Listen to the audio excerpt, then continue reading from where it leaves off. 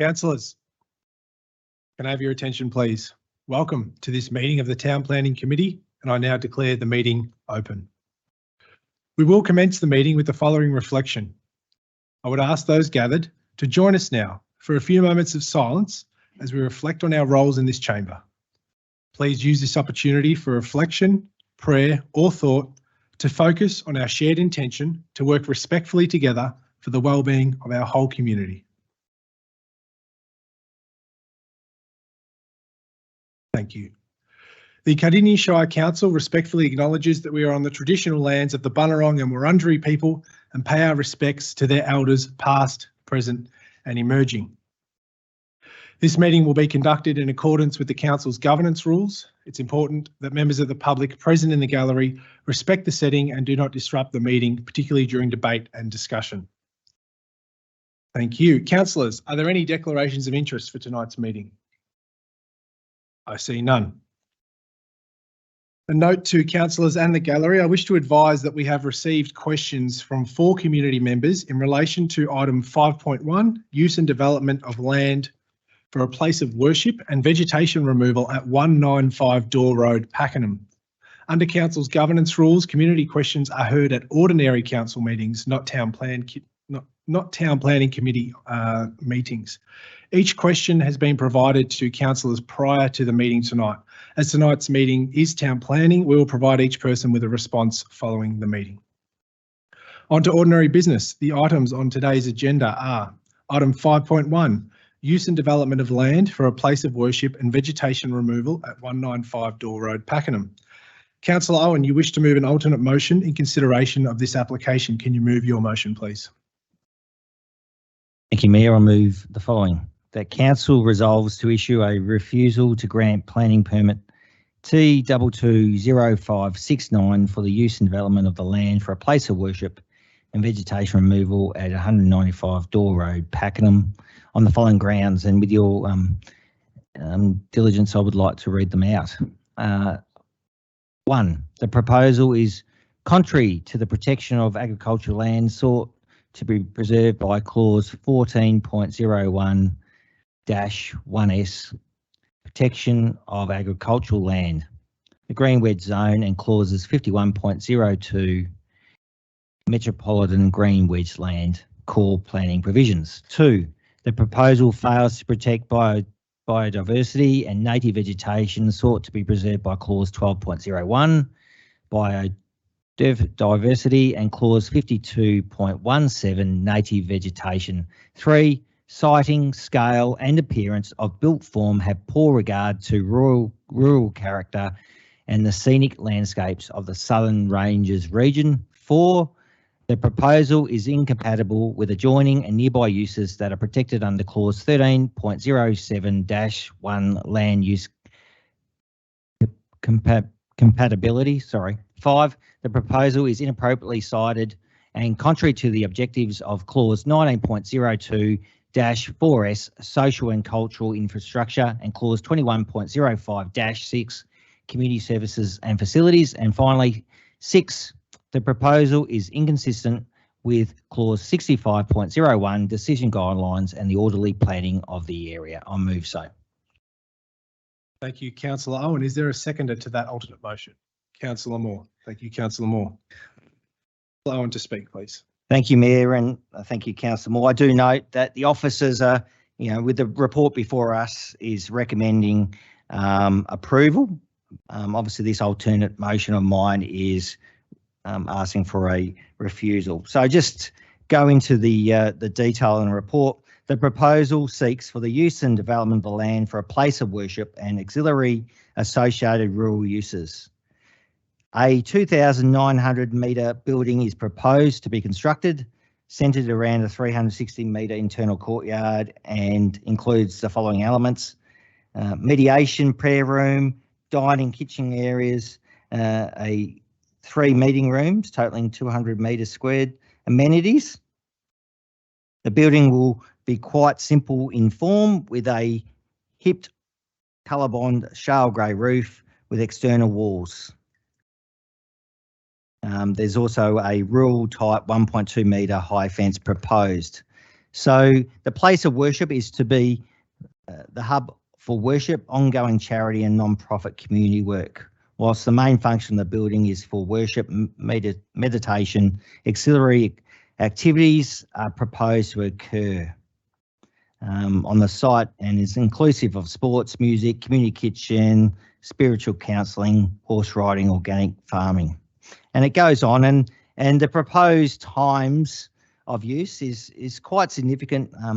5:30 a.m. to 10 p.m. Monday to Sunday. Meeting rooms be open at similar times. They are capped at 25 patrons on each day. Weekend activities are obviously slightly different, with different caps of 150, and seasonal events of 4 seasonal events throughout the year, with maximum patrons of 400 patrons. So that is the proposal. The site is located on the southwest corner of Door Road and Seymour Road, and has substantial frontage to both roads.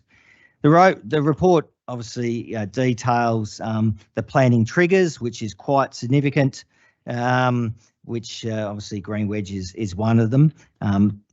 I do note that there was public notification as per the requirements, and 39 objections was received by council, and I can reassure those who submitted a submission, councillors did receive every single one of those. Some of the areas of concern was the built form does not respond to the rural character, does not respond to the Green Wedge, traffic and access concerns, flora and fauna, excessive hours, concerns around effluent, bushfire risk, definition of the land not being correct. Other issues were raised was loss of privacy, property prices, which cannot be considered as a planning consideration. But, yes, this is a place of assembly, but throughout those submissions, there was no comments about the religion. It was solely around the Green Wedge and the adverse impacts at such a place of assembly. I do note that councillors recently received letters of support from various members of the community and detailing support for such a facility. But when we as a council needs to assess this application, my key area is that of concern is that the proposal is contrary to the protection of agricultural land sought to be preserved by the Green Wedge zone. And the report does talk about, unfortunately, this Green Wedge, the Southern Ranges, has no Green Wedge management plan, and this council has been advocating for one for a long, long time. And we need the support from the state government financially to really, get a management plan for all our Green Wedges. We have got one in the Western Port Green Wedge, and council does rely on that policy, that Green Wedge management plan, to help make its decision for this proposal. And I think this is my concern, is the Green Wedge management plan for Western Port discourages places of worship in Green Wedge, with the exception of sites that adjoin the urban growth boundary. Adjoin, and that's the key word that I'm using for reasoning for refusing this application, is I do not believe this property adjoins the urban growth corridor. There is hundreds and hundreds of metres into the Green Wedge, and I don't think, when you look at the intention of what adjoin means, and I do not think this property adjoins the urban growth boundary. There are several properties in between the boundary of the urban growth boundary and this property. So that's the key part where I'm seeking, the reasoning why I think council should refuse this is it does not adjoin the urban growth corridor, which the Western Port Green Wedge policy suggests that it should adjoin urban growth corridor. There's other reasons for refusal, and it's around biodiversity. I went for a drive again on the weekend, and it is definitely a unique environment. It is outside the urban growth corridor, and we know Pakenham East will be developed, and it's not too far from this area, but this this location is well within the green wedge, and I think that should be respected. Also, I've got concerns about the sheer bulk of the built form. You know, it is going to be quite, you know, it would have quite an impact on the surrounding area because of the built form of the proposed building. And there's other reasons for refusal, which is in the alternate motion, but I will let my colleagues speak to this alternate motion before I sum up. Thank you. Thank you, Councillor Owen. We'll now go to the seconder, Councillor Moore. Thank you, Mayor, and thank you, Councillor Owen, for withdrawing this item, and I support the alternative motion to refuse on many grounds. Councillor Owen has actually stipulated most of the grounds that I follow, and I can only agree with what he has said. I was involved in a community meeting. We had a community meeting well before this came to apply before us. The application arrived, and many of the objectors who were at that meeting are here tonight, and I want to respect them for their position. And I do understand and I respect their position. When you have 39 objections, you have to sit back and take notice. It's a fine line, I must admit, and as stipulated by Councillor Owen, the fine line is where it's located. It's below the road line. It's the intersection is back before Seymour Road. I know this area quite well only because it's in my backyard, and the objectors are my neighbours. But this I understand exactly where this would come from. And look, this area here is going to develop. It's going to develop in a big way around the Pakenham East region, and it will eventually come to pass where it will be on the boundary of this particular block of land and this. So it's not going to go away. But I still believe that there are a few issues that need to be addressed, particularly the traffic. The traffic is one that will cause a few issues for the local residents there, and I can understand having. The biggest thing I mentioned the other day to someone I was speaking to, one of the objectors, about these people. The Sikh religion is just such a beautiful, calm people. There's no noise involved. You've got to go to a Sikh temple to understand what's involved there. So sometimes you can have a look at these applications and go, we don't want this type of noise producing type development. But under this circumstance, I don't think that'll be the case. But of course, the hours of beginning at 5:30 in the morning and late at night and those sort of things are issues for our residents to understand and be concerned about, and I would be too. So I have no hesitation to support Councillor Owen's alternative motion. Thank you, Mayor. Thank you, Councillor Moore. Are there any other councillors who'd like to speak to this item? Councillor Davies.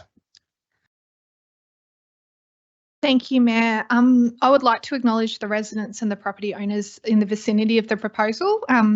As stated by my colleagues, Council received 39 formal objections, and I do appreciate that these objectors are concerned. And I'm also conscious that making the right decision is not always a popular one, and it's not always an easy one. I'm also conscious that Councillor Owens, our longest serving councillor, is extremely highly valued across our community, and I believe I'm in a disagreement, but he certainly has my greatest respect. And Councillor Moore, our second most longest serving councillor, has indicated his support on the alternate motion. And I think the fine line is a very good way to put this, because residents do matter and objectors do matter. And the grounds for refusing the alternative motion and granting a permit are actually addressed comprehensively in the council officer's report. And there are issues, as listed on the screen, which the council officers themselves believe can be managed, mitigated and amenity protected. For example, the protection of agricultural land, it's mitigated by the land management plan required, and this land is not solely required to be 100% agricultural use. The building footprint is not considered large. The site's 370 metres from the urban growth boundary. The Western Port Green Wedge Management Plan doesn't apply here. It's a metropolitan policy, which doesn't have that adjoining property rule. Biodiversity and native vegetation is almost always compromised with any land use, and again is addressed by the land management plan. And clauses 3 to 6, looking at the built form, the land use compatibility, the social and cultural infrastructure and decision guidelines are mitigated by what's actually contained in the council officer report. The council officers have considered all relevant policies and controls that do apply to this site, and they presented to council that the proposal represents an accurate and acceptable use. That the proposal represents an acceptable use and development that will make a positive contribution to the cultural and community infrastructure in the region. There's a detailed assessment of supporting documents presented to council and on public display in the agenda for tonight's meeting, and it demonstrates that visual and other off-site impacts can be managed and that the development will form an effective buffer use between residential and rural activities on the fringe of the urban boundary.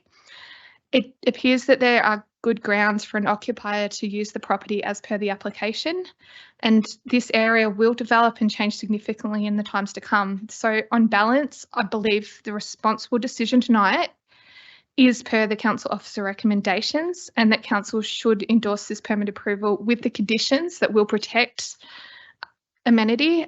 So Mayor, I'd like to propose that in the event that the alternative motion that's proposed is lost, I would like to then move that council endorses, as per the officer's report, the notice of decision to grant the permit subject to the listed conditions as per the council website.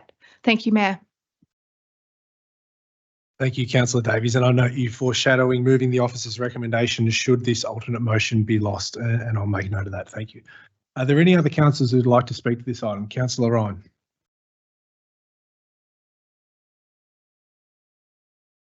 Thank you, through you, Mayor. Thank you to Councillor Owen and Councillor Moore and Councillor Davies.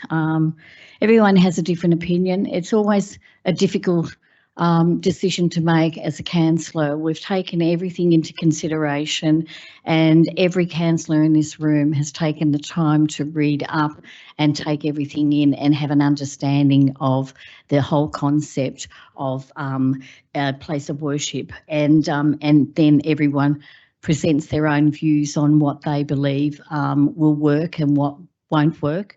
And so on that matter, I am going to support the alternate with Councillor Owen, mainly because some of my concerns are the hours. It is still part rural out that way, and peace and harmony.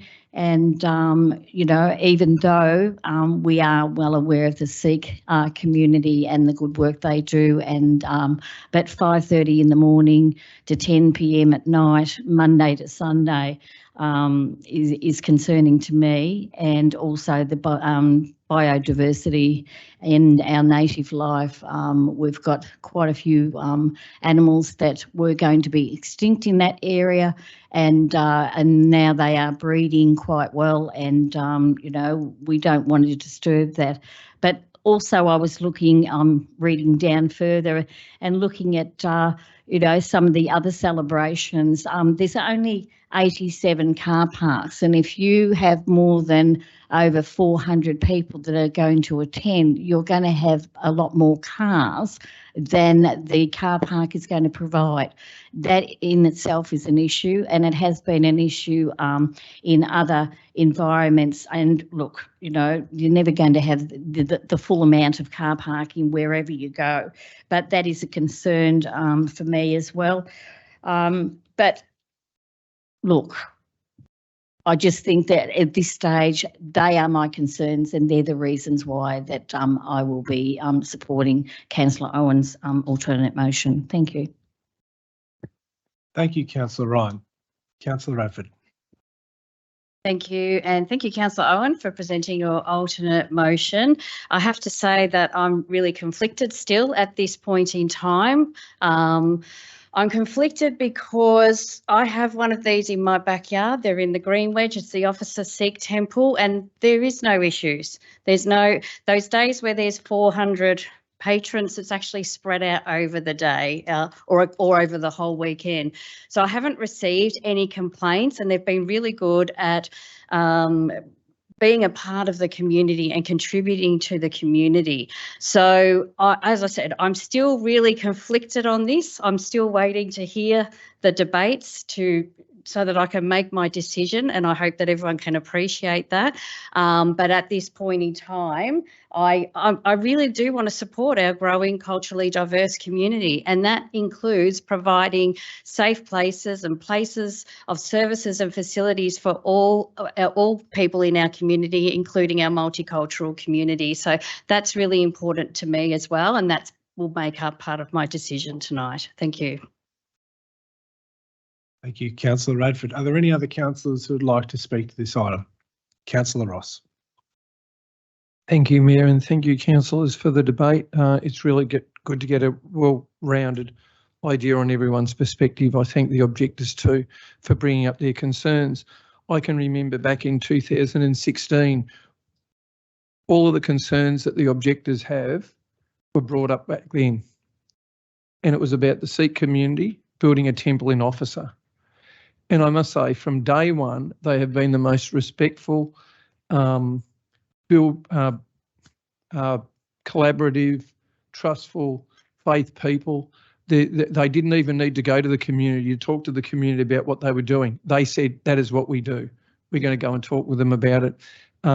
Since they actually purchased the land, they had to get it through 2 levels of Parliament to get their planning application approved. It has been an absolute model of honour and respect in the area. They do a wonderful job. They provide so many volunteers, and the neighbours up in those areas, they've improved the area so much. If anyone hasn't been up to see them or go and visit them, I would suggest you go up and visit them and you see them and you have a look at what they do. And once you go and visit them and see them and have a talk with them, you'll find out what they're really all about. They aren't some big scary group. They are very, very inclusive, and they want to be inclusive all the time. But for a lot of people who won't visit them and don't want to know about that, that's okay. Everyone's entitled to do what you're going to do. I only know by the facts that I see. And this group, all of the things that got brought up were brought up before about abutting the growth corridor. Well, there's power lines and a farm next to them, so they're sort of out of the way a little bit, but they are on the edge of that area. There was, I must say, all the neighbours up there, except one who won't visit them and basically went to try and stop the application and vandalise the property at the time to try and make out like they'd done terrible things. They're the only ones who don't like them, but they won't go and visit them. Everybody else around the area would say, you come and visit us, you talk with us, you have a look at what we do. We are really, and this project that they've got here, I must say, is more detailed than whatever the Officer one got put up. They bought an old house and they put a small extension on only, and they didn't have all of the planning that this one's got. This is actually more detailed. It actually holds them more to account because if you say you're going to build this and that's what you've put up, that's what you're expected to do. And if this alternate motion falls over, it'll go back to the substantive motion, which was of approval, and that'll get voted on there. But that there goes into all of the guarantees and all of the things to do with their application. Anyway, I'm happy to hear what everyone's got to say. I must say that the group, you would not meet a group who are more into the community and want to fit in with everybody and have improved that place time after time. And it wouldn't matter who's gone to visit there, whether it's Liberal, Labor, whatever, Greens, everybody who's been there absolutely walks away gobsmacked to say it is a wonderful facility. It does wonders in the community. They are the greatest volunteers of all of our groups. In a time when volunteering is going down and down and down, these groups put themselves up and up and up all the time. They are absolutely a lampstand. And if you go there and have a look at it, you will see what they do. Anyway, for those who don't want to go there, don't want to know, that's fine. But all I know is from what I've seen and what I heard, and I must say, sometimes people have to agree to disagree, but I know by fact on what they do, they are a really good group. Anyway, I'm interested to hear if anyone else has got opinions. Thank you. Thank you, Councillor Ross. Are there any other councillors who would like to speak to this item? There being none, I'll go back to the mover to sum up. Councillor Owen. Thank you, Mayor. Thank you, councillors. I'll just remind councillors we're making a decision on this planning application, not making decisions on previous decisions on other matters, other locations. So we're making a decision on 195 Door Road in Pakenham. in response to the green wedge, the intention of the green wedge is to provide for the use of land for agriculture, to recognise, protect, conserve green wedge land for its agricultural, environmental, historical, landscape, recreational and tourism opportunities, and mineral and stone resources. To also to encourage use and development that is consistent with sustainable land management practices, encourage sustainable farming activities, and provide opportunities for a variety of productive agricultural uses, to protect, conserve and enhance the cultural heritage significance and the character of the open, rural and scenic non-urban landscapes, to protect and enhance the biodiversity of the area. 195 Door Road, Pakenham is located in the Green Wedge and is in a rural area surrounded by other farms. The key point that I am making, and is a key point for refusal, is that this property does not adjoin the urban growth corridor. There is a buffer of several properties following the hard line of the urban growth corridor and this property. No one doubts the legitimacy of this group and this religion. No submission that I read about this planning application referenced that. So please, the reasons for people's submissions was around planning decisions, around the growth, around the urban growth corridor compared to the Green Wedge. I'm really concerned about the proposed conditions if this alternate fails, and we'll be debating approval, but really concerned about the conditions, whether it's hours of operation, whether it's management plans. Yes, there's proposed to be strict patron numbers and the condition that talks about management plans and recording and be available for inspection of council if required. I'm concerned about how that would work. Also concerned about, obviously, as stated before, the urban growth corridor is probably 400 metres. I dispute that. I think it's a little bit more, but the report says 380. But, the pedestrian access to such a facility, if approved, what would that look like in a built form in Pakenham East or whatever township it will be called in the future? I'm concerned about pedestrian access if it is approved. So the proposed use is, in my opinion, fundamentally urban uses, and in my opinion is poor planning to allow such uses in the rural fringe area where such uses will increase car usage, generate traffic flows on Green Wedge roads, and impact adversely on the many of those who choose to live in the countryside. Even though places of worship can be possible within the Green Wedge in some circumstances, and that's what I mainly refer to adjoining. This is not the case. So when it can be approved, it does not make it as of right. There is plenty of scope to refuse an application if it doesn't satisfy the list of policy objectives, strategies, guidelines or zone requirements.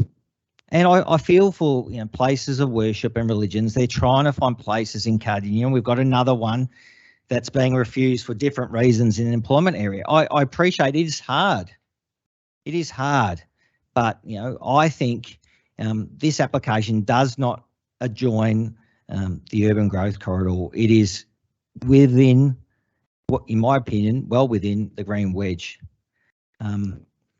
It's definitely an incentive or a temptation for places of assembly to go in Green Wedges. We know the land's cheaper than urban growth corridor, and that is an incentive for some groups, but it should not come as a consequence or an adversely impact on those who choose to live in Green Wedge.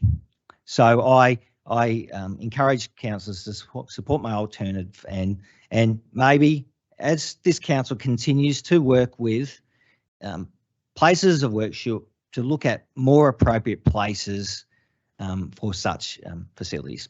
Thank you. Thank you, Councillor Owen. We'll now put Councillor Owen's alternate motion to a vote. All those in favour?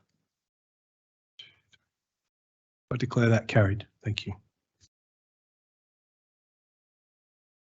Moving on to item 5.2, use and development of land for the purpose of 2 dwellings subdivision of land, boundary realignment, and associated vegetation removal, 73 Kilvington Drive, Emerald. Can I have a mover, please? Councillor Jeff Springfield. Thank you, ma'am. I'd like to move the officer's recommendation as listed. Thank you, Councillor Springfield. Can I have a seconder for that, please? Councillor Colin Ross. Thank you, Councillor Ross. Councillor Springfield to speak, please. Thank you, Mayor. This planning application is for a realignment, for a boundary realignment. Class as a subdivision, but it's not creating any extra lots. It's a boundary realignment and for planning permits for 2 dwellings to be built there. So look, a bit of background, it's in a low density residential zoning and within the requirements, it meets all the requirements in order to build a second dwelling, to build a dwelling on the vacant block. So it's a vacant block that's situated right next to a smaller block that currently has a house in it. The boundary realignment is just to even out the balance of those properties. The property that currently has a house on it is quite small. This will increase that land size and then allow the residents to build on the other block. Look, I will note there's been 4 objections to this from local community members and citing environment concerns and these types of things. Look, I've went down and had a good look at it over myself. There's not a great deal of vegetation on the property as listed. I think there's going to be 6 non-native trees, established trees that are going to be removed as part of the application, but part of the conditions, and there is numerous conditions listed in this, that will be replaced by numerous more trees than what is being removed to go around the boundary and help create shelter and screening and such. So I do recognise the objectors' concerns there, but for my peace of mind, the officers have done a good job in assessing all this, and it meets all the requirements. So I move that we proceed with as listed. Thank you, Mayor. Thank you, Councillor Springfield. I'll now go to the seconder, Councillor Ross. Thank you, Mayor. I as well visited, but I know that Councillor Springfield at our briefings asked many questions about this different application, and I know that he lives in the area as well. I know that he goes and looks at all the different sites up in that area, and I couldn't see the depth of what was in the report being a problem, and I know that he has gone and done further work in his ward on this. I'll be supporting this. Thank you, Mayor. Thank you, Councillor Ross. Are there any other councillors wishing to speak to this item? There being none, I'll go back to the mover. Councillor Springfield to sum up, please. Thank you, Mayor. Look, I think I've covered it all. I'd just like to reiterate that I acknowledge the objectors that have raised concerns. And I initially had concerns myself when I saw a subdivision in this area. It is very close to bush zones, very close to Cardinia Reservoir in that area, but it is listed as a zoning of low density residential. And as such, if this was a green wedge zone, it'd be a different set of parameters. And, it's interesting because there's many properties that would probably look much more, that look like this property that are in the green wedge zone. So it is a bit of a mishmash where it comes into place across a lot of the properties in the hills. But look, for my peace of mind, I think that all the conditions that are listed here will receive a good outcome for this, and they have right of use with a low density residential in order to build an establishment, a house on this property. So I don't see there's any grounds for us to refuse this. Thank you, Mayor. Thank you, Councillor Springfield. We'll now put item 5.2 to a vote. All those in favour? I declare that carried.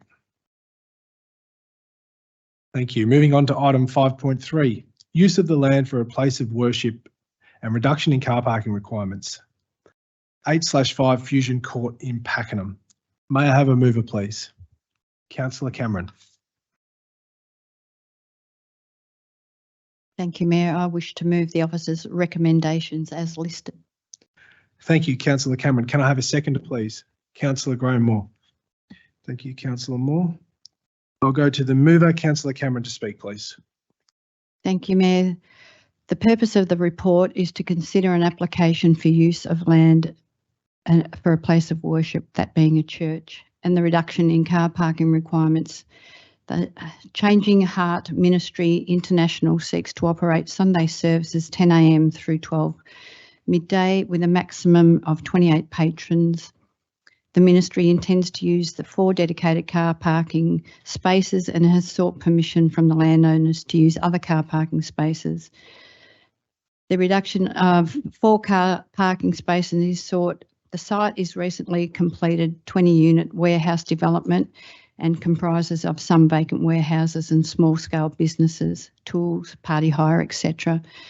This particular warehouse complex is in significant industrial land and is therefore not compatible with the planning permit in relation to a place of worship. Thank you, Councillor Cameron. I'll go to the seconder, Councillor Moore. Thank you, Mayor, and thank you, Councillor Cameron, for the withdrawing this particular item.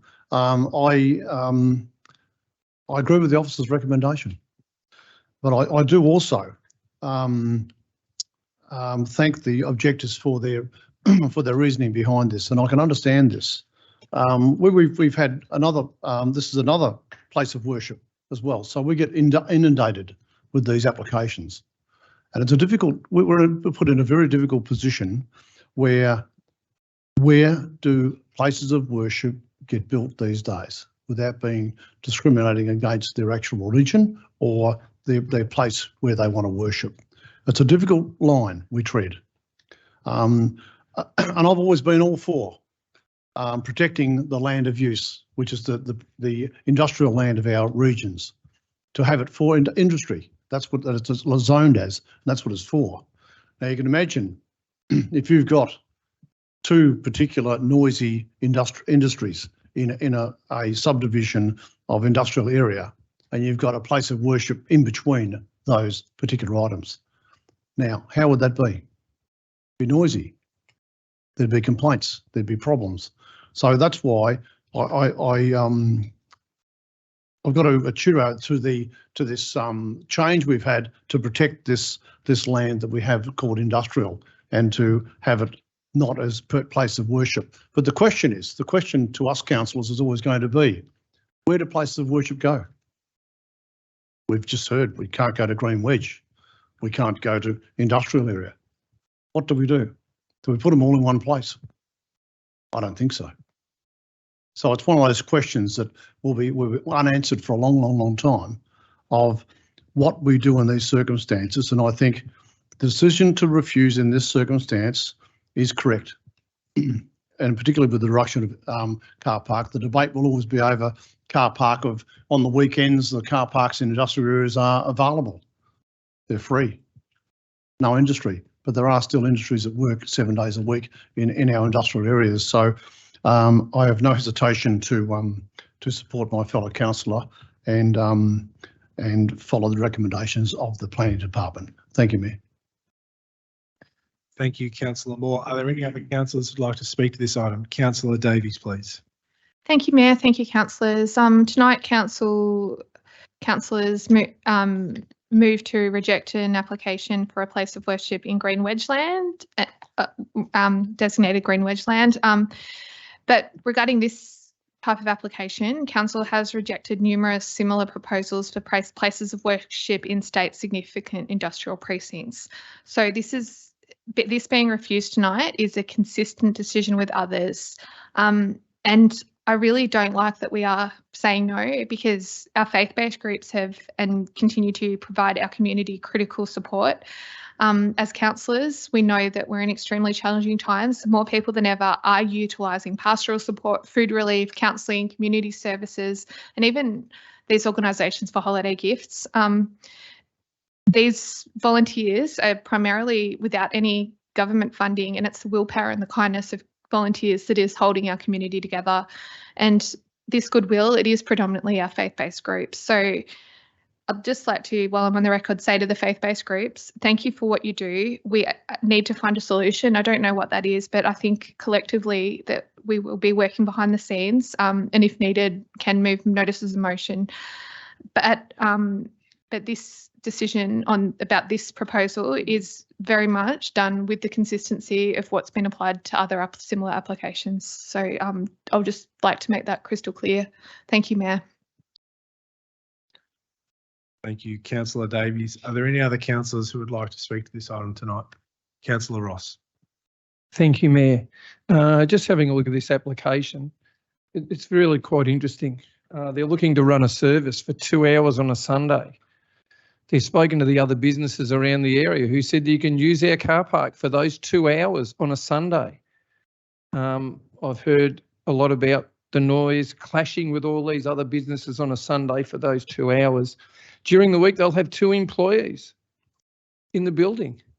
We've got enough car parks. We're going to make a hell of a lot of noise, 2 or 3 people. I mean, I don't know what we do. Where do these people go? They've gone and the layman would look at this and go, I went and spoke to people. I've got the car parking organised. I've got 2-hour service with a maximum 28 people. And there's a few people are going to work there during the week, a couple of people. I just don't understand how the bureaucracy and the laws that we have are so cumbersome that we can't even approve any almost groups, new groups in Cardinia Shire. We knock them all back. There are reasons for all of it. And yet there's other groups who can come and put in other things and they always seem to get approved. I don't know why this for 2 hours is going to be such a highlight problem with in a factory estate. Anyway, I just find it amazing. They keep coming. In the end, we won't have any faith groups come to Cardinia Shire because we don't approve anything.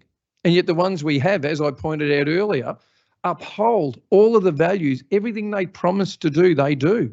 They are lampstands in our community. In fact, half of them could be Citizens of the Year up here on the board for what they've contributed to our community and what they provide. Go and visit them. You'll see what they do. It is amazing. But we find a way to say, do you know what? We love what you do, but we can't give you a home. Anyway, that's my observation of being on council for 15 or 16 years. Anyway, I value all my fellow councillors' input, and I know I'm only one person in the room, so I'll be one vote. Thank you, Mayor. Thank you, Councillor Ross. Are there any other councillors who would like to speak to this item? There being none, I'll go back to the mover. Councillor Cameron, please, to sum up. Thank you.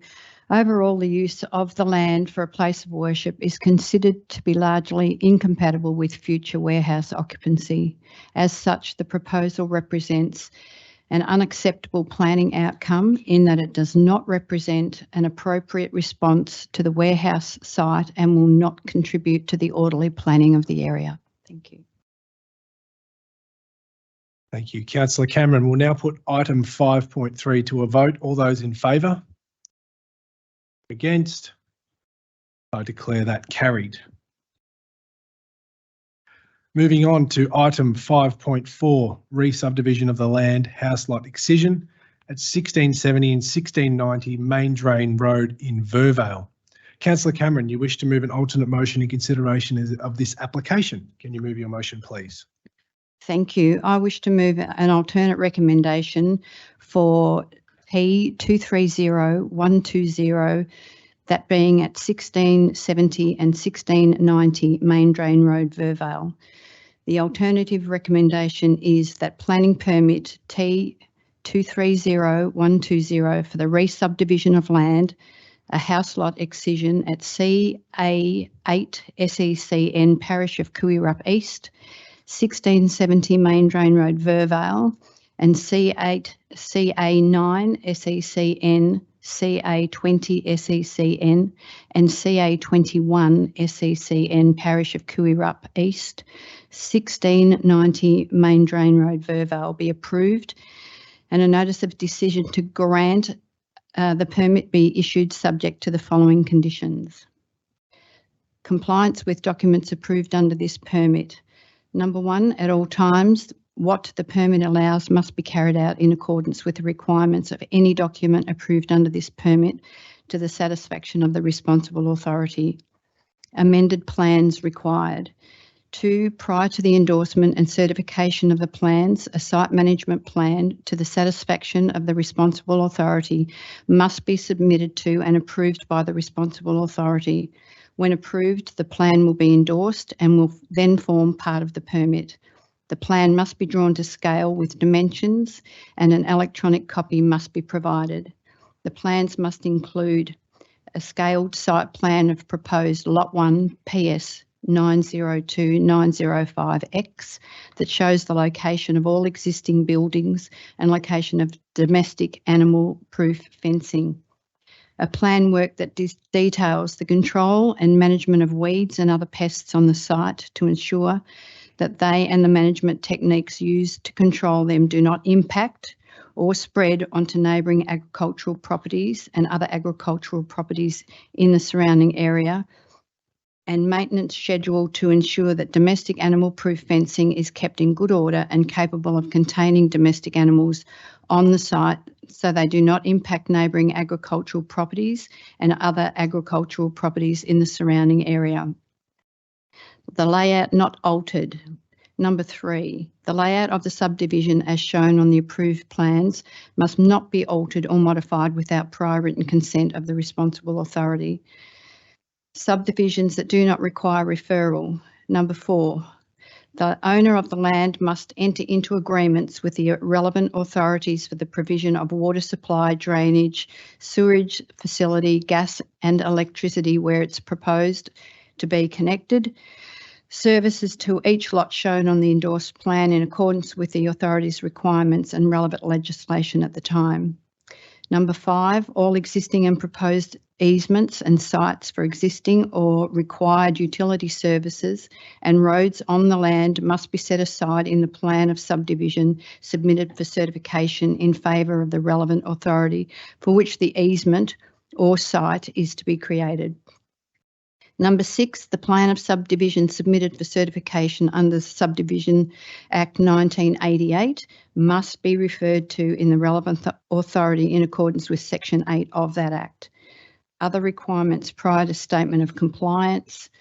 Number 7, before a statement of compliance is issued, all services, including drainage and or sewerage, servicing any existing dwelling or building on the lots must be relocated if required to the satisfaction of the responsible authority to ensure that they do not cross the boundaries between the proposed lots. Number 8, before a statement of compliance is issued, any structures or buildings other than boundary fencing crossing a boundary between the proposed lots must be removed to the satisfaction of the responsible authority. 9, before a statement of compliance is issued, domestic animal-proof boundary fencing must be installed along the entire Lot 1 on PS 902-905X. Agreements under Section 173 of the Act. Number 10, before the issue of a statement of compliance of the subdivision under the Subdivision Act 1988, the owner of the land must enter into an agreement with the responsible authority under Section 173 of the Planning and Environment Act 1987. The agreement must provide the following. A, the owner of proposed Lot 1 PS 902-905X acknowledges that the land is within an agricultural area and off-site amenity impact as listed below may impact the residential enjoyment of the land, that being transport of material, goods or commodities to or from the land, appearance of any building works or materials, emissions of noise, artificial light, vibration, odours, smell, fumes, dust, wastewater or waste products, hours of operation of agricultural activities and any other impacts resulting from agricultural activities undertaken on surrounding land. B, the owner acknowledges the dwelling is in an agricultural area and accepts the right to farm principle of existing and future agricultural uses in the area. And C, the owner of proposed Lot 1 PS 902-905X must manage and maintain the land, including domestic animal fencing and control of pests and weeds, in accordance with the site management plan endorsed under this permit, to ensure the domestic activities do not cause adverse off-site impact to agricultural properties. The owner of the land must pay all the responsible authorities reasonable legal costs and expenses of this agreement, including preparation, execution and registration on title. And number 11, this permit is, as it relates to development subdivision, will expire if one of the following circumstances apply. A, the plan of subdivision has not been certified under the Subdivision Act 1988 within 2 years of the issue of the date of this permit. And B, a statement of compliance is not issued within 5 years of the date of the certification in accordance with Section 69 of the Planning and Environment Act 1987. An application may be submitted to the responsible authority for an extension of the periods referred to in this condition. Thank you, Councillor Cameron. Can I have a seconder to Councillor Cameron's alternate motion? Councillor Ross. Thank you, Councillor Ross. Councillor Cameron, would you like to speak to your item, please? Thank you, Councillor Ross. In way of background in relation to this application, the subdivision is going to be in relation to the extension of an asparagus farm. The farm is farmed by a 4th generation farmer and his family, and they have been farming in Kooyurup region for the last 100 years. And he himself has been farming for over 50 years, and he currently grows broccoli and asparagus on approximately 270 acres across 5 properties in Kooyurup, Coralin, Vervale and Bales, and has demonstrated throughout this time an ongoing commitment to enhance and maintain the agricultural productivity, and has become a recognised advocate for this asparagus growers section, especially in his current role as President of the Asparagus Growers Association. He's currently raising asparagus crops on his land at 1690 Main Drain Road, Vervale, and has a year-to-year lease with his neighbour, Mr Broom, the landowner of the adjoining property at 1670 Main Drain Road, Vervale, which Mr Broom allows him to grow the asparagus on 6.75 hectares of his land. He would like to purchase the land, but is currently leasing from Mr Broom and has made a significant financial investment into the necessary improvements to increase the productivity of the land, and to date has spent in excess of $100,000 on works including the removal and replacement of rundown fencing, the removal of clay fill and rubble dumped in paddocks, laser levelling site, spreading large quantities of lime and dolomite on the soil to lift the pH level enough to grow vegetables, installing ag and drainage every 20 metres, as well as the costs associated with the planting of an asparagus crop. Mr Broom's unwilling to commit to a longer lease agreement or to sell the property in its entirety, as he would like to remain in the dwelling and remain living on the land that's been in his family for a very long time, and the house which he would like to be able to pass on to his daughter when the time comes.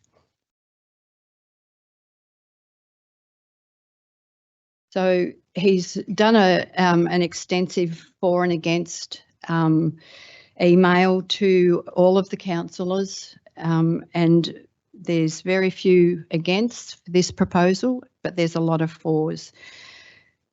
So the potential for one of the against that the applicant has pointed out is the potential for rural residential amenity impacts. Just would like to say that the lot 1670 Main Drain Road, Vervale is a approximately 20 acre block, but it has no water. It has not got pumping rights. It doesn't have a dam. It does not have a bore. All it has is a tank attached to the weatherboard home on the property.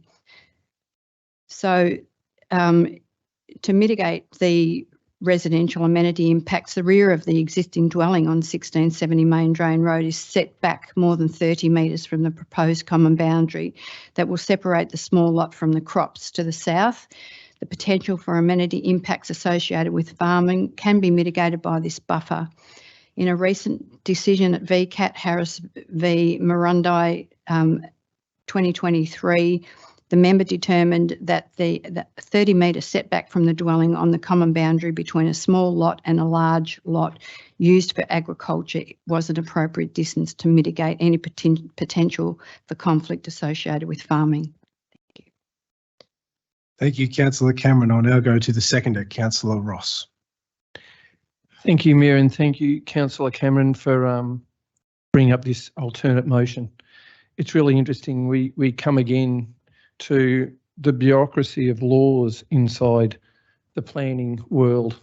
They're meant to be consistent, they're meant to be sensible, and they're meant to be responsible, and they're meant to go after the outcome that they're intended to protect. On this occasion, the alternate motion that's been put forward is an extremely sensible one. It merely joins two parcels of land.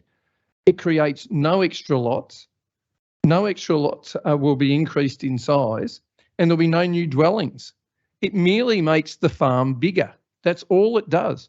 It says in the laws here, the special use zone for horticulture and protecting it from turning into an urban and rural residential area, having conflict with these residents. I mean, we want to keep farmers in the area. I spoke with the guy in person, and he knew that there'd be there's some clauses that would be put in place to make sure that he had to comply with everything he promised to do. They're quite extensive. And he says, I'm a farmer. We've been farming for years and years. All I want to do is join this parcel together. It makes perfect sense. He wants to keep farming the land. But the bureaucracy says, because of the laws they've got, which want to protect it, they can't let him join it together. So their recommendation is, no, you can't join it together. It makes no sense at all. In fact, when you talk with a guy whose family's been in farming for decades, he just is gobsmacked that these laws, he just thought it'd be an absolute certainty thing. You know, I'm just going to join this parcel over here because I leased that anyway. I might as well buy it and put it all together. But no, again, it doesn't make any sense. I don't understand. He's not building new houses. He's not getting new titles. He's not getting anything. He's joining a farm together so he can keep farming the land. Anyway, I'd like to think, even if the laws and the bureaucracy basically tie his hands together and tie council's hands and our officers that have to go by that bureaucracy to give what they see in the laws, I think that sometimes you have to make the sensible decision and then if there's a problem with it, but I don't see any objectors, so I don't know who's going to take it to VCAT unless our planning department takes it to VCAT. But if we vote to support it, I don't think they'll go and do that against us anyway. So anyway, I'm going to support the alternate motion that the farmer gets to join his farm together to keep farming, even though the Green Wedge says that's what they're trying to protect for people to do. Anyway, I'm interested to hear what my fellow councillors have got to say on this, how the farmer can't join his land because of the laws. Anyway, thank you. Thank you, Councillor Ross. Are there any other councillors who'd like to speak to this item? Councillor Davies first. Thank you. Thank you, Mayor, and thank you, councillors. Mayor, is it possible, please, to seek advice with 2 questions for clarification to the General Manager of Livable Communities? The questions I'd be interested in asking is, what time and day were the conditions of the alternate motion as presented finalised and sent to councillors for consideration? And can the General Manager of Livable Communities potentially advise whether the conditions in this alternate motion counter the right to farm issue, which is usually the reason behind council refusing house acquisitions? Thank you, Mayor. Just give me a moment to confer.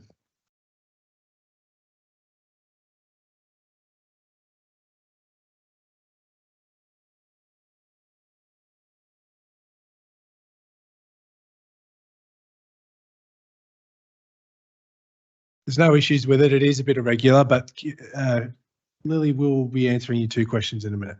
Thank you.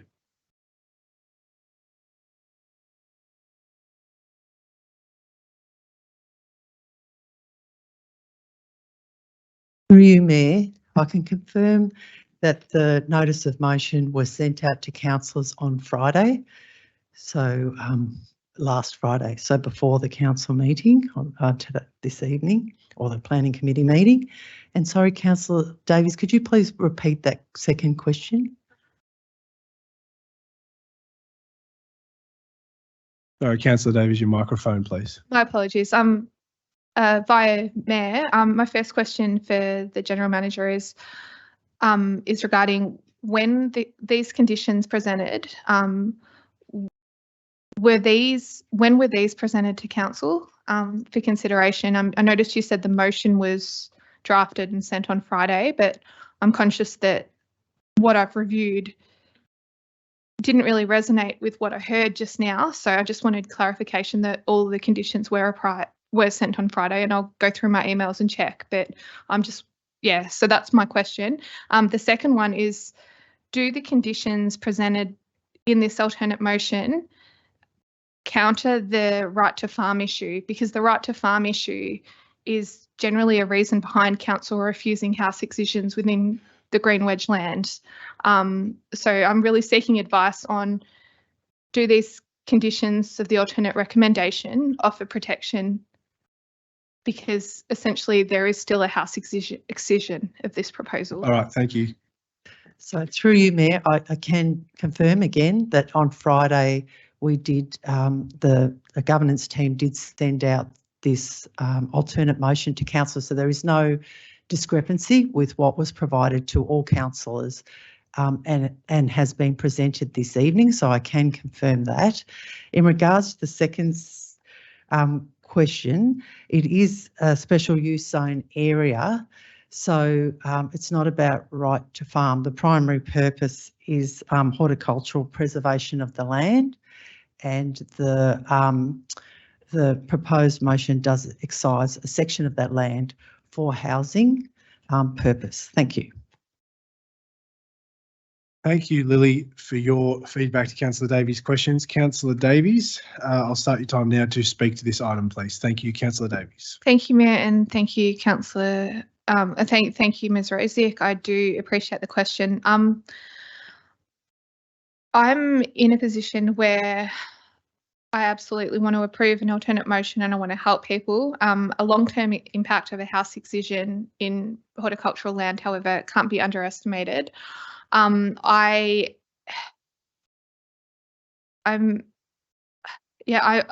not sure which way I'm going to vote just yet. I'm still going to try and find this email with more information, but I would like to foreshadow that should the alternate motion be lost, I'd like to move a deferral until the next planning meeting, noting that that might not be until February next year.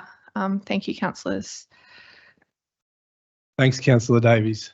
Are there any other councillors who'd like to speak to this item? Councillor Moore, thank you. Thank you, Mayor.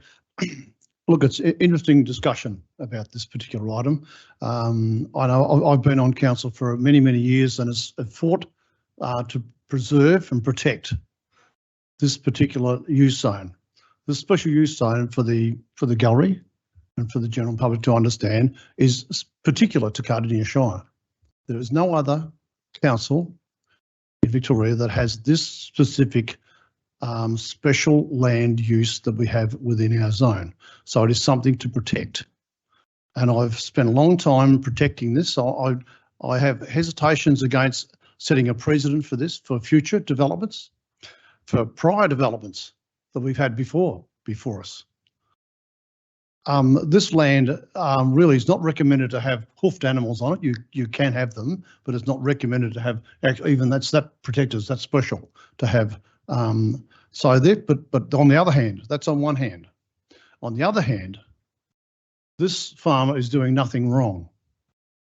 And I think we need to protect our farmers and protect those regions who are doing the right thing. And I think this is one occasion where I will approve the alternative motion. I will support it, only because I think it's getting back to what I was saying before about earlier applications, where it's a fine line. We're talking about a fine line here. How far are we crossing over? How bad is it? How far is it over the line of the special use zone that I so dearly try to protect?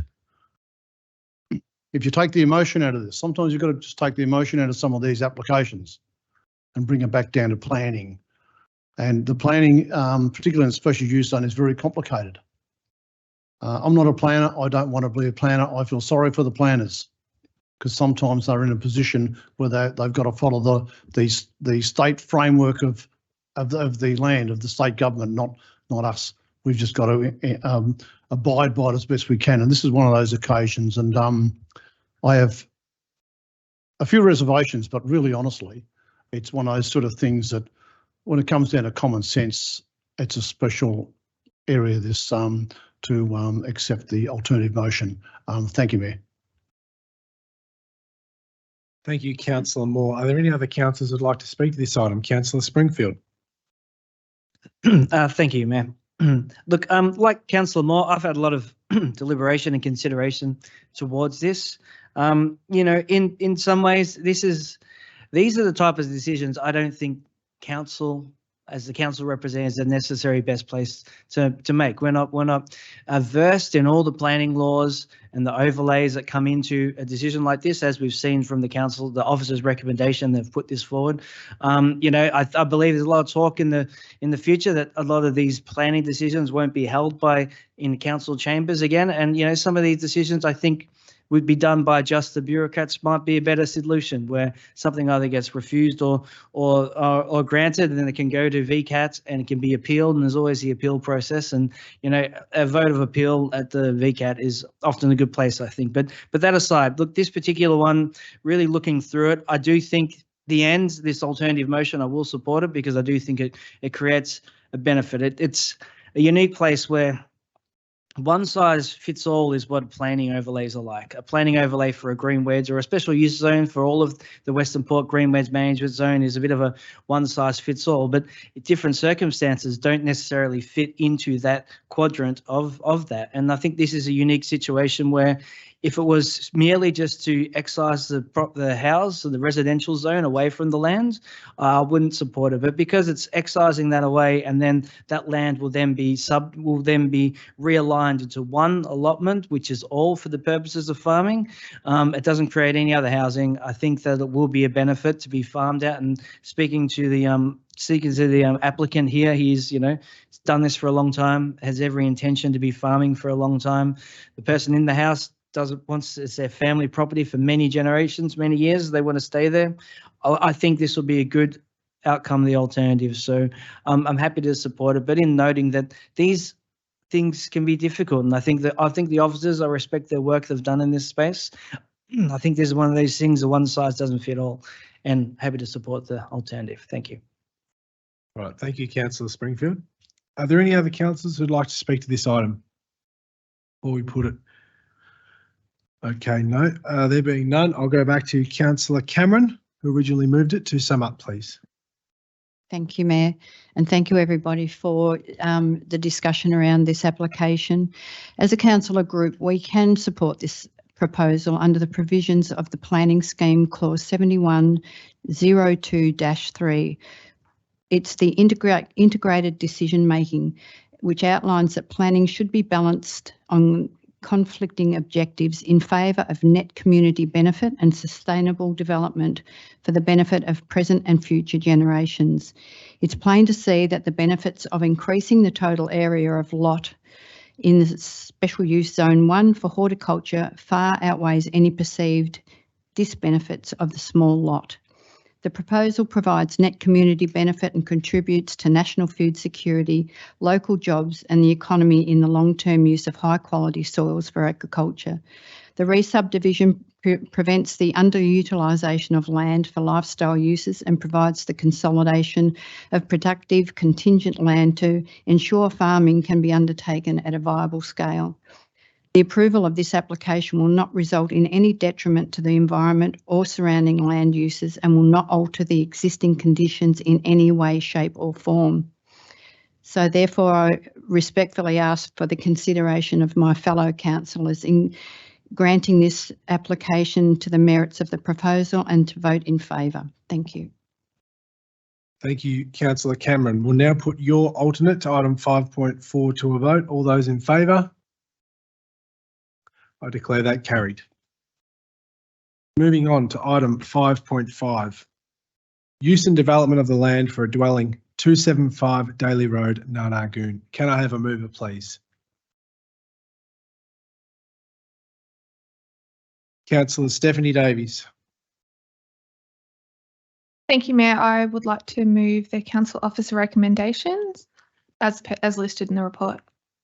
Thank you, Councillor Davies. Can I have a seconder, please? Councillor Graham Moore. Thank you, Councillor Moore. Councillor Davies to speak, please, should you wish. Thank you, Mayor. This is also a, I'm speaking to a council officer recommendations, which is to refuse to grant a permit in respect to the land and the proposal. So in this proposal, we are under the green wedge zone and there's land subject to an inundation overlay. And what's been proposed is the use and development of this land for a dwelling. Now, this report is considering the use and development for the land for a dwelling, and a Section 79 appeal, which is a failure to determine, has been lodged by the applicant at VCAT. So council isn't making a decision tonight, but council must put forward a position on the application.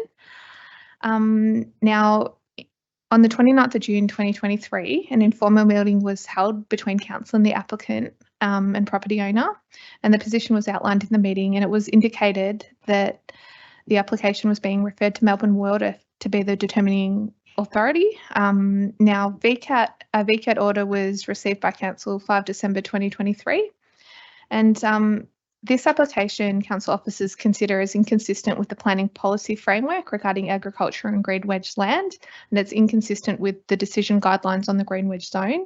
And for that reason, it's been recommended that council adopts a position tonight to refuse the application, notwithstanding the above circumstances. Thank you, Mayor. Thank you, Councillor Davies. I'll now go to your seconder, Councillor Moore, please. Thank you, Mayor. I haven't got a lot to add on to this particular item, Mayor. I seconded the refuse to grant a permit in this particular item. Back to that old story. It's inconsistent. It compromises the agricultural preservation of the land, and that's where we're back to. We keep on referring back and going back to that all the time. I don't want to be against the planning people and the planning officers, but this keeps on coming up all the time, and it's all gets back down to, do we want to preserve our agricultural land? And this is one of those developments, one of those applications where it's inconsistent with the green wedge land, and it's inconsistent with clause 65 of the decision guidelines. So it just keeps on coming up. And I must admit, I've got to congratulate the applicant and our planning department for coming together and discussing this and see if we can come to some compromise. But at the end of the day, it hasn't at this point been approved, and that's why I seconded the refusal of this granted permit. Thank you, Mayor. Thank you, Councillor Moore. Are there any other councillors who'd like to speak to this item? There being none, I'll go back to the mover. Councillor Davies to sum up, please.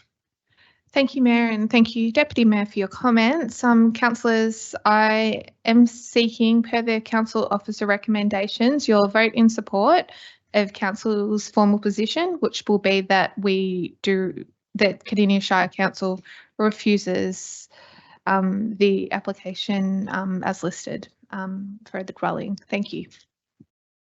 Thank you, Councillor Davies. We'll now put item 5.5 to a vote. All those in favour?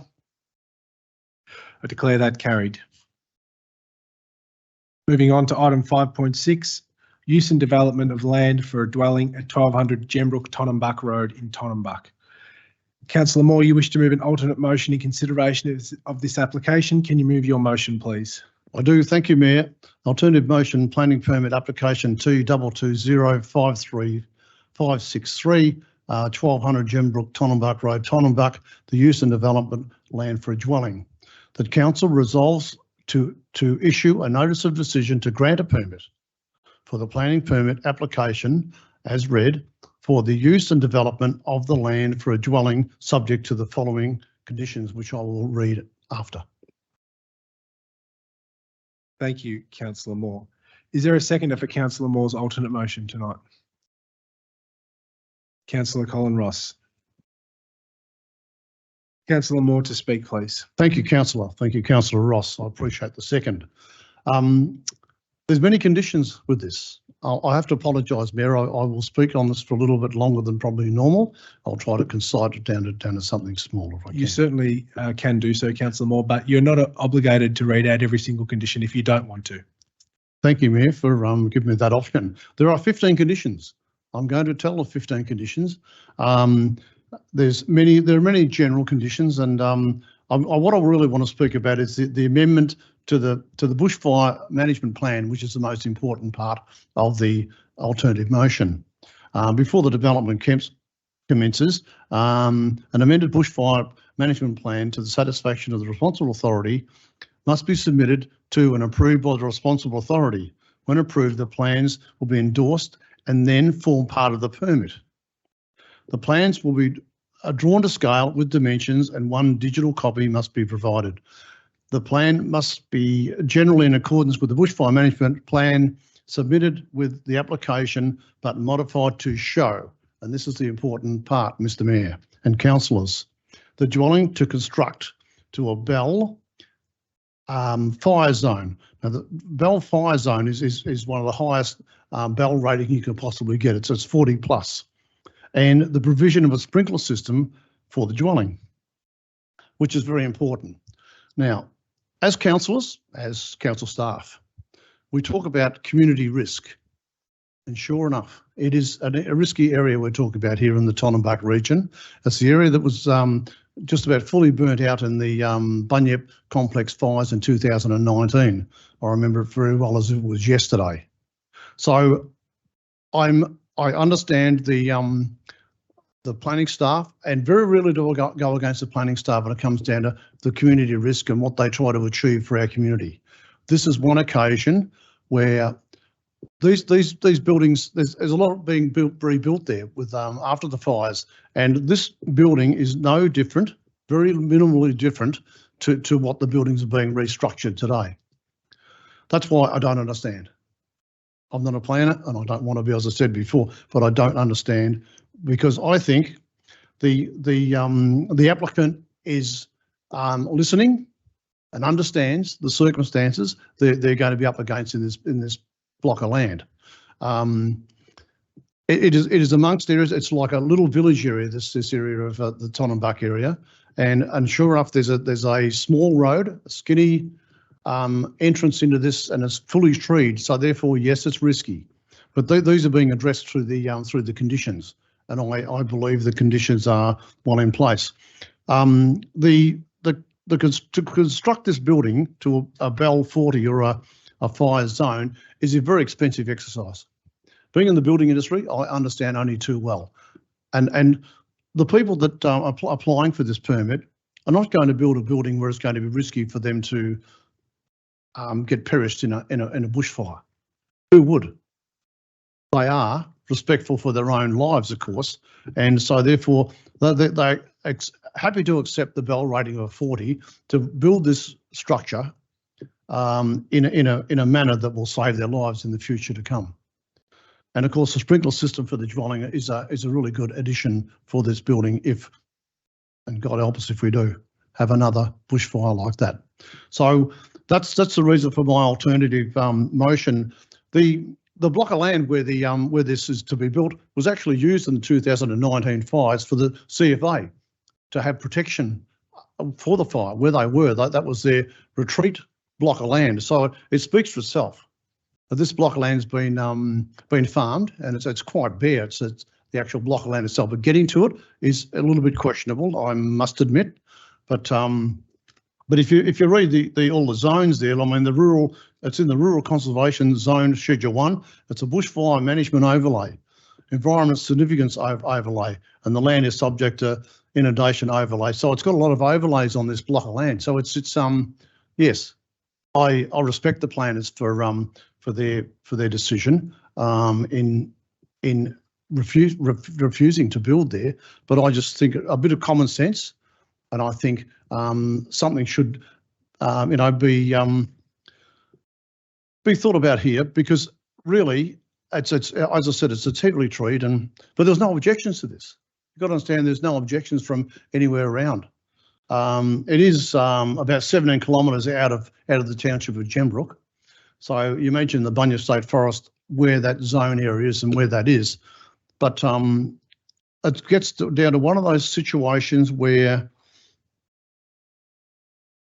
community risk is high, and it's on my list. But Mr. Mayor, I think in this case, with all the conditions, with these 15 conditions, I think that this building could be built safely. And of course, what was initially was that they were talking about, the planners wanted a bunker, a fire bunker into this area, but there's no such thing as a fully guaranteed. You can live in a bunker and get through a bushfire. So the alternatives of having a bell rating of 40 and a sprinkler system is a really good alternative to that, to the planning scheme and the application for this. So, Mr. Mayor, I would like to move that alternative motion to allow them to build this building there. Thank you, Mayor. Thank you, Councillor Moore. We'll now go to your seconder, Councillor Ross, please. Thank you, Mayor. I've seconded this for the purpose of discussion. I believe that people who move alternate motions deserve to be heard because they put something up that they believe in. And I think whether you support them or you don't support them, they have, the community deserves to be able to hear, and council deserves to be able to hear what they're voting on as well in a bit more detail than just reading it off the page. I must say, when I have a look at this alternate motion, after being on council, when I was mayor, I heard from the 35-year anniversary from Ash Wednesday, and I heard all the people who spoke to that. Some people never moved back, devastated for life through what they went through. And whatever the planning was of the day and whatever they had up there, they endured the whole thing. I mean, the fire made it all the way to Princess Highway and Officer, if you know how far that got down. They're not, and I was I was on council for Black Saturday bushfires as well. And if you hear through the Royal Commission reports, which gave recommendations on what they discovered, there were people who stood in the middle of ovals that the ambient heat was that strong that even though there was no fire around them, they got burnt to death because of the heat, the radiant heat. Our council officers have given, if this fails on their recommendation, that it doesn't get approved. When I look at a map and I have a look at the fire, I mean all of the bush all the way around it, and they say there's really no way to get in and get out. And the last resort for them is to say the only way we could approve this is to put a fire bunker in. But then when we hear about the detail of a fire bunker, even the people who make the fire bunker can't guarantee the fire bunker will save your life. I mean, it's really, really, we're making decisions here. I look at things when you listen to the people who work for the CFA and they look at positions that the people put themselves in who decide to stay because they believe that they've done all of these different things and they've got to risk their lives to go in to help people. I think of the devastation of the people who stay because potentially the people who are the applicants decide they're going to stay and all the other rest of the family stays as well at the same time. I just struggle with the whole concept of when bushfires come through, looking at the devastation, even through when I was the deputy mayor and Mayor Councillor Moore went through in his ward, the Bunyip bushfires. I mean, I'll never forget driving up to the community meeting, the smell. I mean, the dirt in the paddocks had been on fire. It was burning that badly. It was just amazing. It was just a place of death. I mean, to think that people would think to themselves, if they visited these places.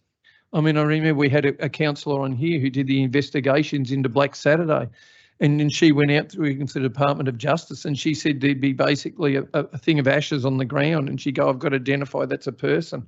I mean, I just don't know how, as a council, we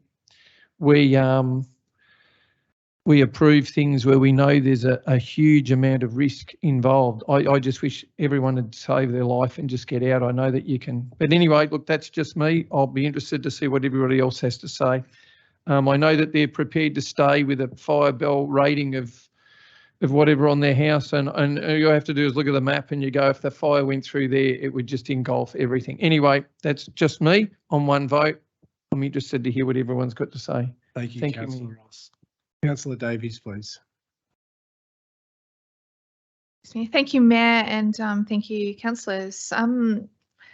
One of my most significant moments on council was when we were deciding a planning matter in a central suburban area. It was zoned for growth and a drive-through was planned next door to a family home, and the master bedroom, I learned, was in fact beside the drive-through. And Councillor Moore knew them, his kids knew their kids, families that had grown up in this Shire since before I was even born. And from memory, these owners were actually fellow Rotarians. And at the last minute, some other councillors presented a last minute petition and another suggested, let's refuse, let's leave it with VCAT. And Councillor Moore, despite knowing how to work the politics and get an outcome that probably aligned to some people he knew, he supported a decision to approve, which was on balance clearly the right decision to be made, and even when it wasn't the preferred decision for immediate neighbours. And it's for that reason that I'll support him tonight in his perspective as the ward councillor, because as a councillor and a human, that's a perspective and a strength and values that I do aspire to. And I understand that council officers are obliged to present a position to us that's saying there's a risk to life in bushfires. We will always recommend to refuse. But I also know that many of Cardinia's residents live in bushfire zones. And I've also heard that this proposal has the best practice building designs and countermeasures. So it's on balance that this is an informed, it's a safe way to do it. And you get out, you evacuate early. If you live in a bushfire zone, you know this. And I grew up in the hills and it's basic common sense. You don't need to be scared of bushfires if you're aware. And I've asked myself, what happens if someone dies there? Apparently, I'm not personally liable, but what about ethically? And councillors' decisions are not always easy, but this is an example of a building in a bushfire zone that's being done as well as possible. And there's no guarantee a bushfire will ever happen here, and houses do burn down in bushfires and in other events that may not be in bushfire zones. So in addition to Councillor Moore's expertise in assessing this application, I'm also being guided by the CFA, who in fact haven't objected to this proposal and in fact used this site as one of their refuge areas. So for that reason, I believe that council can support the alternate motion, the alternate recommendation in an informed and responsible way. Thank you, Mayor. Thank you. Thank you, Councillor Davies. Are there any other councillors who would like to speak to this item? There being none, I'll go back to the original mover. Councillor Moore, please, to sum up. Thank you, Mayor, and thank you, Councillor Ross and Councillor Stephanie Davies as well for your support in this particular item. Look, I was going to say, as Councillor Davies mentioned, the CFA had no objection to this, so it speaks for itself. They are the authority, and I know they recommend back to us to these situations when they can't make a decision, they put it back into council and to planning staff's issue backyards, and sometimes that is just unfair. But following this amendment, if it gets through from my fellow councillors, it will go back. It's subject to the application conditionally approved by the CFA, so it will have to go back to the CFA for the bell rating and the sprinklers, that sort of additional item to be approved, because it has to go through that system to be approved at the end of the day. But look, life's risky, let's face it. People that live in bushfire regions and regions that are what we'd call unsafe, sometimes we have to take a risk. And even though, as I said before, a community risk is something that we always aim for to keep our community safe, and we don't want to put them in a position. And I can understand the planning department why they get a bit precious, is the word, about these particular applications where they don't want to put ourselves in a risky position and put us councillors in risky positions. But I don't think we are.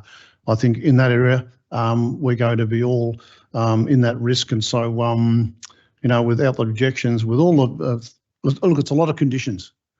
15 conditions is a long way. They've got a long way to go. It's a very expensive build this will be, but the applicant is prepared to fall into place and follow that bell rating, and it was their idea, it wasn't mine. they suggested we're happy to do this bell rating and bring the bell rating up and have the sprinklers in just to be able to get this through. So I think it's a pretty good alternative motion to for them to do. So and I'll have to tell you, Mayor, I didn't know this applicant at all. No one rang me. I just looked at the application and thought, this is unfair. This needs to be addressed. So so hopefully my fellow councillors will also see that way. Thank you, Mayor. Thank you, Councillor Moore. We'll now put item 5.6, Councillor Moore's alternate motion to that item, to the vote. All those in favour, please. Against? I declare that carried. Moving on to item 5.7, use of development of a dwelling 245 Simpson Road, Iona. Councillor Cameron, you wish to move a motion to defer consideration of this application. Can you move that motion, please? Thank you, Mayor. I wish to move the motion to have this matter deferred to the February 2024 Town Planning meeting. Thank you, Councillor Cameron. Is there a seconder to that? Councillor Ross. Councillor Cameron to speak, please, should you wish. Thank you, Mayor. The applicant in this case wishes to have this matter deferred to the February 2024 Town Planning meeting. He's waiting on the outcome of a matter before VCAT that is coming to hearing this month, and he's hoping to have an outcome from that which will relate directly to this application. Thank you. Thank you, Councillor Cameron. I'll go to the seconder, Councillor Ross. Nothing further, thanks, Mayor. Thank you, Councillor Ross. Are there any other councillors who'd like to speak to this item? Councillor Davies. Thank you, Mayor. Thank you, Councillor Cameron. It's this one with the reasoning, it sort of struck me as a little bit of a hard one, because I was thinking, well, is it like, are we meant to make the decision when an item's presented to us? Is it reasonable to defer an item? And despite it being unusual, I'm quite happy to support the ward councillor on this basis, who is essentially supporting the applicant to have more time to potentially change their application before council makes the final resolution. It's not typical, but there's no clear advice that that's wrong, and it's very upfront. So I'm also conscious that, you know, that whilst we do have timeframes on these things, if the applicant has actually made this request, that there might be work going behind the scenes. So on balance, I'm certainly happy to vote in support, and I do want to acknowledge that it's quite unusual to get this request, but I do think we'd be doing the right thing as councillors to go along with it based on my understanding of this issue. So that's why I'm supporting Councillor Cameron as a ward councillor on this, despite it being unusual. Thank you. Thank you, Councillor Davies. Are there any other councillors wishing to speak to this item? There being none, I'll go back to Councillor Cameron to sum up, please. Thank you. I have nothing further to add. Thank you. Thanks, Councillor Cameron. We'll now put the deferral of item 5.7 to a vote. All those in favour? I declare that carried. Thank you. Moving on to item 5.8, Planning Scheme Amendment Activity Report. Can I have a mover, please? Councillor Radford. Thank you. I'd like to move, please, that council notes a report. Thank you, Councillor Radford. Is there a seconder, please? Councillor Springfield. Thank you, Councillor Springfield. Councillor Radford to speak, please. Yeah. Meeting's over, is it? Thank you. This report, it just provides an update on the status of active planning scheme amendments and planning scheme amendment requests received. So I encourage our residents to review that report themselves, but I'd just like to move that it's noted. Thank you. Thank you, Councillor Davies. Sorry, Councillor Radford. Mr. Ringtone threw me off. I'll now go to the seconder, Councillor Springfield, please. Thank you, Mayor, and my apologies. I had assumed after an hour and a half that would be reminding me at home when I had to do something, but we're still here. I have nothing further to add besides that. Thank you, Mayor. Thank you, Councillor Springfield. All right, let's sharpen up. Are there any other councillors who'd like to speak to this item? There being none, I'll go back to the mover. Councillor Radford, please. Thank you, Mayor. Nothing further to add, just that council note the report. Thank you. Thank you, Councillor Radford. Putting item 5.8 to a vote. All those in favour? I declare that carried. Item 5.9, planning matters dealt with by officers under delegated authority. Can I have a mover, please? Councillor Owen. Thank you, Mayor. I move that the council notes the report. Thank you, Councillor Owen. Is there a seconder, please? Yep, Councillor Moore. Thank you, Councillor Owen, please. Thank you, Mayor. Thank you, Councillor Moore. This is a regular agenda item within the Town Planning Committee, and it's been a while since this report was last prepared. So this is for the period of the 7th of August to the 13th of November, and it is quite an extensive report that details hundreds of planning decisions of officers approving a number of planning applications. It is prepared by wards, and it's a really good read for councillors, obviously, to get a really good understanding what officers are approving and what for. Obviously, these applications are within the jurisdiction of delegated powers of planners. And it is an extensive list. So I encourage, also residents to have a look at it just to get an idea of what's being approved by council officers, by delegated authority. Thank you. Thank you, Councillor Owen. I'll go to your seconder, Councillor Moore. Thank you, Mayor. Thank you, Councillor Owen. Yes, this is a bit of a progress report on the officers under delegation authority, where we don't have much say, which is a bit disappointing. But it's where the under delegation is where the planning matters can be dealt with under the officer's direction, and we respect that fully. And so, I do, as Councillor Owen suggested, I think our residents should read these particular items. It's a big file to go through, but when it's particularly around your ward area where you live, I think knowing what's happening around your ward area, what has been approved without coming to the council chamber under that circumstance, I think is a really great thing to have. The community knows what's happening in their backyard, and sometimes these things don't come up unless the local newspaper picks them up or they get multiple objections to particular items. But in these, it's I respect our officers under delegation for their authority. But thank you, Mayor. Thank you, Councillor Owen. Thank you, Councillor Moore. Are there any other councillors who'd like to speak to this item? Councillor Radford, please. Thank you. I just wanted to highlight one that had been issued under delegation in officer at 474 Princess Highway Officer, just down the road. As you can see, we're in the vibrant officer town centre, which I like to always refer to. So it's great to have this little food truck stall stand just down the road. It's pumping every night. Great food, great for our community here. So I just want to say thank you to our delegated officers for approving that and bringing some life into our officer town centre. Thank you. Thank you, Councillor Radford, for your contribution. Are there any other councillors who would like to speak to this item? Councillor Springfield, please. Thank you, Mayor.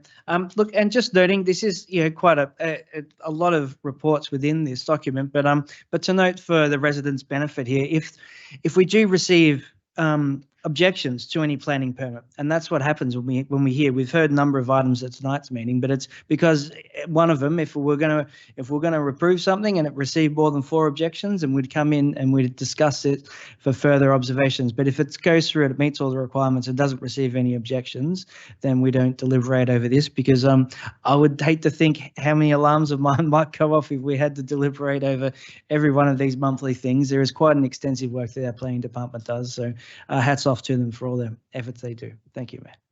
Thank you, Councillor Springfield. Are there any other councillors who would like to speak to this item? There being none, I'll go back to the mover, Councillor Brett Owen, to sum up, please. Yeah, thank you, Mayor. Thank you, councillors. It is important, and for obvious reasons, councillors can't determine on every application.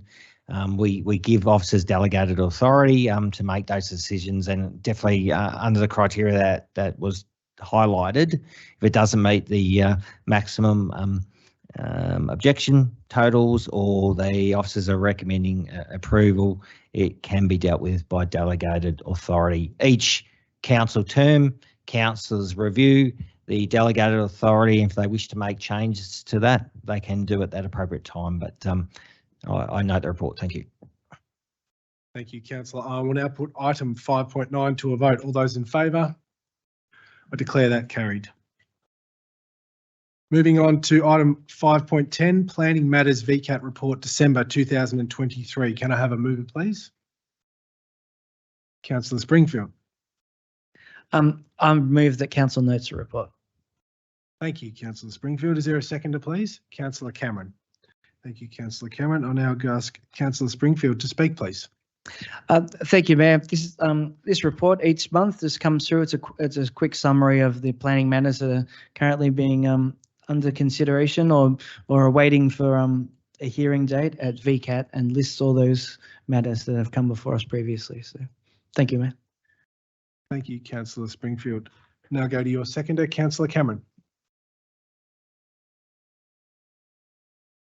Thank you, Mayor. I have nothing further to add. Thank you, Councillor Cameron. Are there any other councillors wishing to speak to this item? Councillor Moore, thank you. Sorry, just the last roll of the dice, Mr. Mayor. Yes, look, these planning matters, these VCAT reports are really important for us to know. Of some things, like it's like this evening's intense. I've got to say, intense tonight was a planning meeting for our last planning meeting of the year. You know, Merry Christmas, isn't it, councillors? So it's one of those sort of things that's been out. So I wouldn't surprise me if a few of these items go back to VCAT and get and try to be approved through the VCAT system.